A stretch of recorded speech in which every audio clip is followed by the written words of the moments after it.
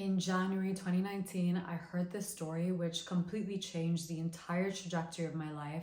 It changed my entire perspective on life, and it gave me what most people call a spiritual awakening. And I'm going to share this story with you because that was the moment I realized the immense power I had inside of me. And the same applies for you. You have so much power. You are so full of untapped potential, and it's all because you aren't aware of these principles, just like I wasn't aware of these principles. And once you learn them, which I'm going to illustrate through this story and a couple of other examples, you will realize that you can do and achieve anything in the world that you want. If you want to heal and become healthy, you can do that. If you want to attract your dream relationship, completely change your career, whatever it is, once you know these principles and you really understand the immense power you have within you, you can do it all. So in 2019, when I heard this story, I had actually been struggling with my health for quite a few years. I was on this pursuit to just really become healthy and whole. I wanted it so badly. I was desperate to just live my best life. I was 23 years old, right? So I was like, why am I struggling with my health so much? I had all these digestive issues. I couldn't eat gluten. I couldn't eat dairy. I couldn't sleep at night, but then I was tired all day. I had these erratic mood swings. I just really did not enjoy living day to day. It was a constant struggle for me. And I would just think to myself, if I just keep trying harder and harder, I will definitely heal. And I was constantly just living in the 3D external world, thinking I'll avoid this food, I'll control this. I was living in a place of control and fear because I was just so desperate to feel better, not realizing that everything that I was doing was just making me feel worse and worse and worse. And in my pursuit to heal and become healthy, the universe sent me this book, Becoming Supernatural, and I truly believe that books are our angel guides, they're our spirit guides. So always read whatever book you're being called to read, and don't stress about reading every single book that everyone recommends. Just read the ones that you're being called to read, okay? Always tap into that intuition. But in the very first chapter, I remember listening to it, my entire life changed when I listened to the story of Anna, which I'm going to go through with you right now. I'm going to provide you a little summary. So I'm in my kitchen, I'm listening to the story of Anna, and it just starts off setting the scene. This woman, 2 young children, she's a lawyer, she's successful, she's happily married, or so she thought, and she has a beautiful home, and it's just a Saturday, the kids are playing, she's reading a magazine on her lounge chair. You know, she hasn't heard from her husband all day, which she thinks is weird. She's called him a couple of times, but hasn't heard from him, and she just thought it was really strange, but didn't give it too much thought. And then around the afternoon, her entire life changes when 2 policemen knock on her door. They ask her, you know, do you know this man, her husband's name? She says yes. They come in and they break the news to her entire family, that her husband jumped off one of the tallest buildings in the city and didn't make it. And of course, at this point, stress hormones completely take over. Understandably so. Stress hormones take over Anna's body. Her heart starts racing. You know, energy is taken away from digestive and reproductive organs, and it's given to her big muscles because she feels under threat. She's extremely stressed out. She's trying to stay strong for her kids, but she's going through it, as you can imagine. It's one of the most horrific, terrifying newses you can hear. As the weeks go on, it just keeps getting worse. She finds out that her husband left them in extreme financial debt. Her children are only young. She doesn't know how she's going to go on. And every single day, she's reliving this event that happened every single day. And this is when I actually learned one of the first most important lessons, that your brain, let me just write this down. Your mind, excuse my handwriting, doesn't know the difference between what is real and imagined. When you understand this concept, you can use it to your advantage. When you're not aware of this concept, it can make you sick, just like it did with Anna, just like it did with me. So when I heard Anna's story, what she didn't realize at the time was the power of her mind, the immense power that she has within her, that her mind can actually change her internal chemistry. It can change her brain and her body, because our brains are really amazing compared to like all the other animals. They're so big and we have conscious thought as well. So we are actually capable of turning on stress hormones by thought alone. And so Anna, of course, no matter, even if you knew this, you'd still be doing what Anna's doing, which is reliving the trauma in your head again and again and again. So her brain didn't realize that the trauma had finished, that it was all over, because every day she would wake up in this constant state of stress, reliving what's happening, getting herself really, psyched up and worried about it, worrying about the future, understandably so. How am I going to take care of my kids? How am I going to do this? How could he do this to me? Getting really, really angry, living in that state of stress and anger and fear and survival. Now, the interesting thing is that no living organism, this is how we're designed, no living organism on the planet can survive when stress hormones are high for a long period of time.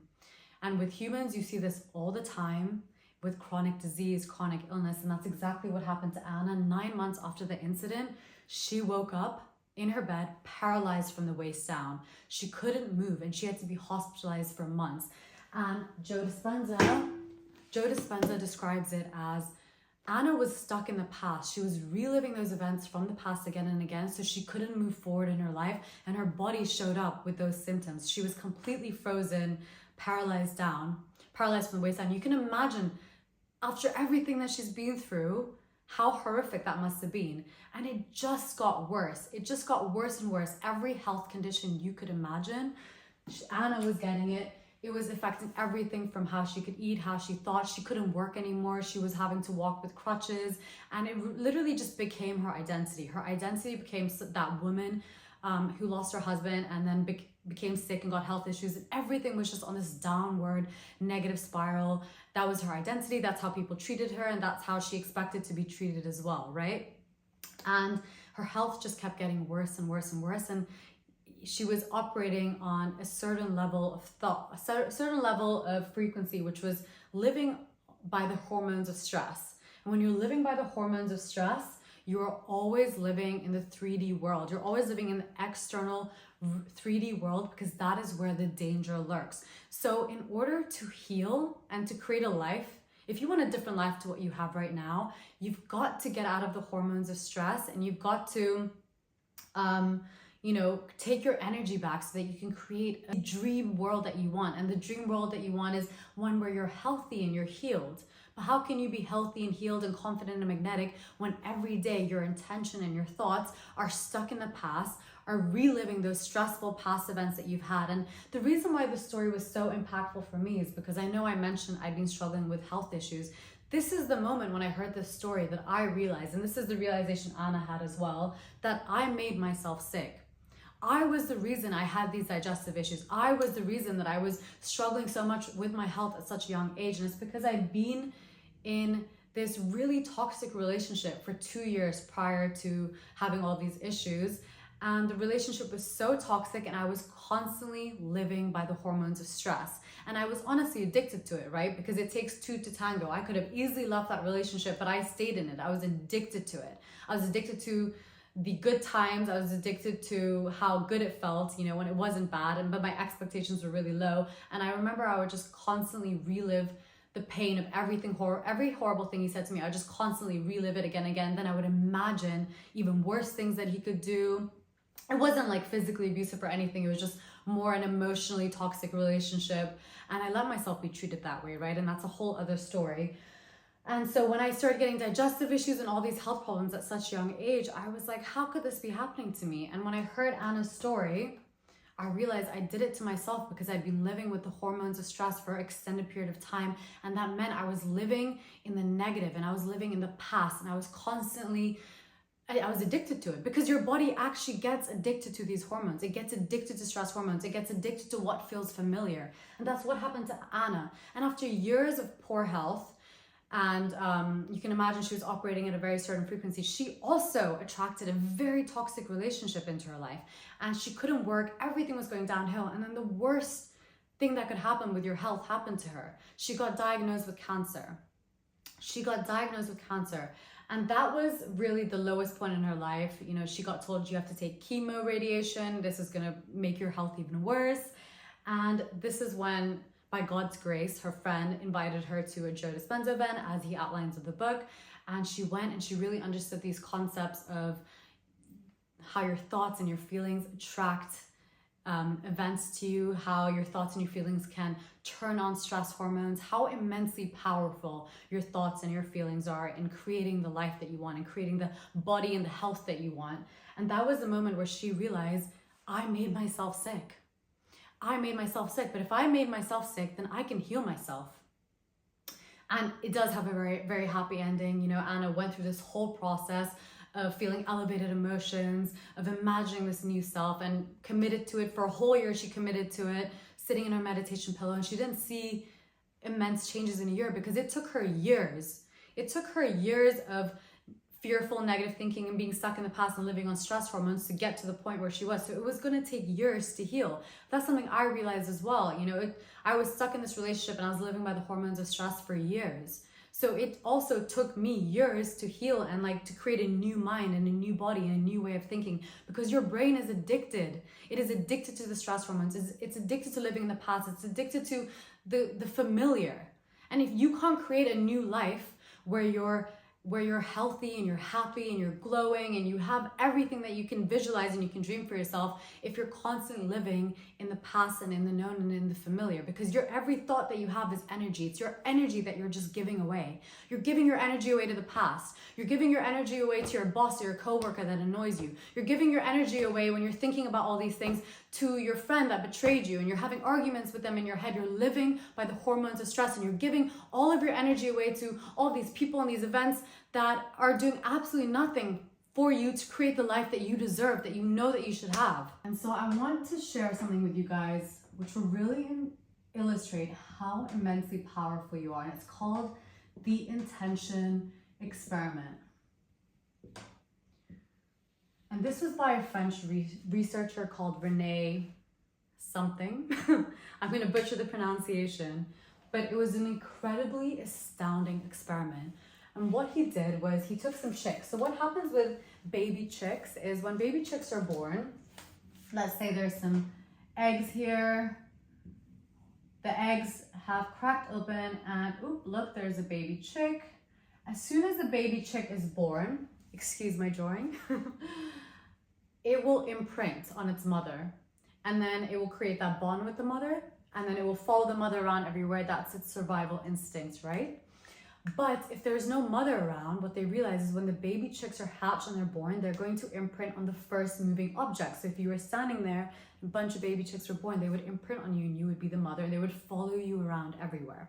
So what this French researcher did is he created this computerized robot, and it had kind of this random event generator. So he had this robot, and he put this robot in this space, and it was this random event generator. So it was programmed to turn left 50% of the time and right 50% of the time. So he tested the robot out, and this is kind of what it looked like. It was in this space, and the robot just started going, and it was just kind of like going everywhere, in all corners of the space. It was just completely random, going everywhere, okay? Then the next thing he did was when these baby chicks hatched, all these baby chicks came out and they hatched, he let the baby chicks into this space to imprint, bond, and follow with the computerized robot. So the baby chicks are there, they've imprinted on the computerized robot, and they just want to follow the robot around everywhere. Now what the French researcher did is he put the baby chicks into a cage. So this is the cage, and all the baby chicks were in the cage. So let's just say they're all in here. Okay? And now what happened next was completely astounding, just unbelievable. And we'll just show you how incredible the power of intention is. So these baby chicks have imprinted on this computerized robot, but now they're in a cage, so they can't follow their mother, this robot, when that's their only desire. They want to follow this is their survival instinct, follow mom and I'll be safe and I'll survive, etc. So the baby chicks are in this cage. They really want to follow the robot, but they can't. So then the French researcher, the robot did its own thing. And what happened was the robot did this. So instead of moving around like it did here, it started like this. And it basically, instead of being randomly moving throughout the whole field like it did before, it was always just on this side where the cage was. And why did it do that? Because these baby chicks had the intention of so badly wanting to be next to their robot, next to their mother, that these baby chicks that have absolutely no conscious control over what they're doing managed to manipulate a computerized robot, because that is the power of intention. Every single one of us has an electromagnetic field around us that is formed by the energy we're emitting through our thoughts and our feelings. They all carry information that creates our electromagnetic field. And this electromagnetic field is what attracts things to you. So if baby chicks are capable of manipulating and changing the course of a random computerized robot, imagine what you can do when you have conscious control and you have access to this information. You actually understand the immense power of your mind, the immense power of your thoughts and your emotions. And all my future videos are going to really break down what all of that means and really explain to you the exact steps that you can take. But I really just want you guys to understand from this video the power of intention. So you can walk around and say, I just want to be healthy, I just want to be beautiful, I just want to be confident, I really want these things. But where is your intention? Is your intention every day as soon as you wake up, oh, like, I hate my boss, I hate work, like, oh, my life sucks, or it's, oh, I feel so tired, everything hurts, I'm scared to eat this. Where are your thoughts going? Where is your intention going? Because your thoughts and your intention is what's going to create what you get. Your intention is so powerful. Once you realize the power that you have, you can use that to your advantage. So one more example for you guys. So I was really amazed when I heard this example, and there's so many of these examples, so many. But this one specifically, a group of Harvard researchers took 2 control groups. So let's say 5 people in one group, 5 people in another group. And these people had never played piano before in their life, never. So they took these 5 people and they put them, they got each of these 5 people, they gave them a piano and they gave them 2 hours a day to practice a really simple 5-finger movement. So 5 people have a piano each and they're practicing 2 hours a day. So you can imagine they're gonna build neural circuits in their brain for this new habit or this new skill that they're acquiring, right? They're learning a skill, they're creating those neural circuits in their brain. The next group, they sat in a room and they didn't move their fingers, they didn't have a piano, they just visualized and imagined themselves playing piano and doing that exact 5-finger sequence without moving their hands, without doing anything. They just closed their eyes and they visualized. And at the end of the experiment, they did brain scans. So they did brain scans before and they did brain scans after for both of the groups. They both showed that they developed new neural circuit pathways for this new skill. And they had new neurological programming in the region of their brain that controls finger movements. And one group did it by thought alone. And there's examples of this everywhere, where people literally imagining with their head, with their mind, that they're using their biceps. Their biceps actually got stronger. So really what you imagine in your mind, your brain and your body doesn't know what is imagined and what is real. So imagine if you spend every day being really self-aware of your thoughts. Where are your thoughts? Where is your intention going? What are the things that you're thinking about yourself? And imagine if you start to rewire those thoughts to really step into and think like your future self would. To think like that healthy, glowing, magnetic, confident, whatever you want, whatever that version of you wants. Imagine if you start thinking like that. But the trick is, it takes an immense amount of self-awareness and an immense amount of consistent commitment every day, because your brain is going to do everything it can to keep you safe. It is wired to keep you in the familiar and in the known. But now I hope you can see the immense power you have within you, and you can really just start to build that self-awareness muscle. Where are your thoughts going every day? Where is your intention going? Are you using that to your advantage? And it's just making that commitment every day to be self-aware and to show up with better thoughts, because every time you're showing up with better thoughts and you're replacing the old ones, you're forming new neural circuits in your brain. But the old ones, the negative thinking, the fearful, the living with stress hormones, the constantly thinking about the things that annoy you, those circuits, those are habits that are really imprinted in your brain, and those circuits for that are going to be very strong. Then you have a positive thought thinking, I'm going to have a beautiful day, but there's one circuit that joins. But say there's 1,000 for, oh, this day is going to be horrible. So again and again, you're just building the circuits. I'm going to have a beautiful day no matter what. Oh, but this day is going to be horrible. Nope, you're coming back. I'm going to have a beautiful day no matter what. I'm in control of my thoughts. I'm in control of my emotions. I get to create the reality that I want. And every day you're going to be building those neural circuits for a new way of thinking, for a new way of being, taking your energy back from the negative and the fearful and the known and the familiar, and taking it back to create a new life that you deserve, using the most powerful thing in the planet that you have at your fingertips, which is your mind. But with immense power comes immense responsibility, or great responsibility. And so it's really about taking responsibility for yourself. No matter what's happened to you in your life, take responsibility for everything that has happened to you and the exact position you are in now, so that you can forge and form and create and become the master of your new reality. And my upcoming videos are going to really be breaking down exact tools and tips on how you can do all of this. So make sure to stay tuned. I hope you found that helpful, and I really believe in you. Please believe in yourself, and I'll see you in the next one.